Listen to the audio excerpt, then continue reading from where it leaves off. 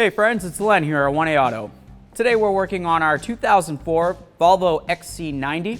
I want to show you something very basic. We're going to be checking the oil level. The way you do that is you come right over the vehicle. After it's been running for a little while and you shut it down, let it sit for maybe a minute or two, but the engine's going to be nice and warm. We'll come over here. This is our engine oil dipstick. Just grab that, pull it out, take your rag, wipe it off. We'll take a peek at this real quick. You can see that there's hatch lines right along here. Essentially, the lower part of the hatch lines would be the minimum, and the upper portion would be the maximum. Between the minimum and the maximum is approximately 1 quart of oil.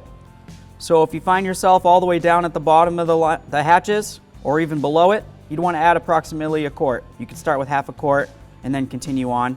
You definitely do not want to be above the maximum hatch line there.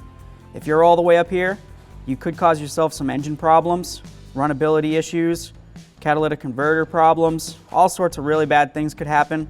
And when your oil pump's going, it could aerate your oil, which will cause major issues down the line.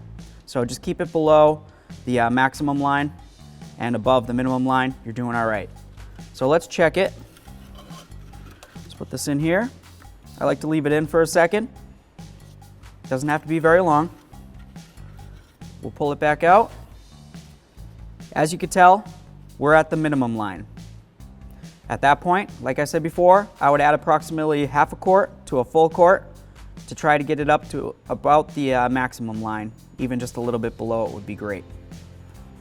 So we'll put this back in here, just like this. So let's say that we're going to be adding oil, all right, because we just noticed that we're low. We'll come right over to our oil cap. It says Volvo recommends Castrol oil. You can use, whatever your preference is for oil. It's just a recommendation, but you definitely want to use either 5W30 or 5W40 in this engine. That's what's recommended. So get one of those two. Don't go with like a 020 or a 1540 or anything crazy like that. We'll take off our cap by turning it counterclockwise and we'll take a peek.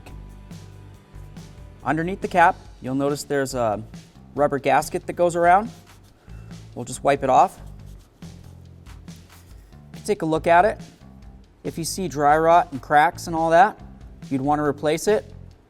This one does look like it's starting to dry rot and crack. So if I had the opportunity, I would replace this just to make a good seal.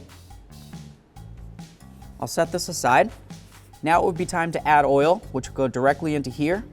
You'll notice inside here there's some little baffles.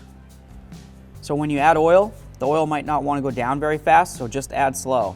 You could use something as easy as a funnel. That'll help you prevent from spilling up along the top. After you add your half a quart to a full quart of oil, just go ahead and check, make sure you're at the right level. Put that back in when you know you are. Take your cap, line up your slots with the little prongs on the cap, and then turn it clockwise till it stops. That's nice and tight. Double check your dipstick, make sure it's down, and then down the road you go. Thanks for watching. Visit 1AAuto.com, your place for DIY auto repairs, for great parts, great service, and more content.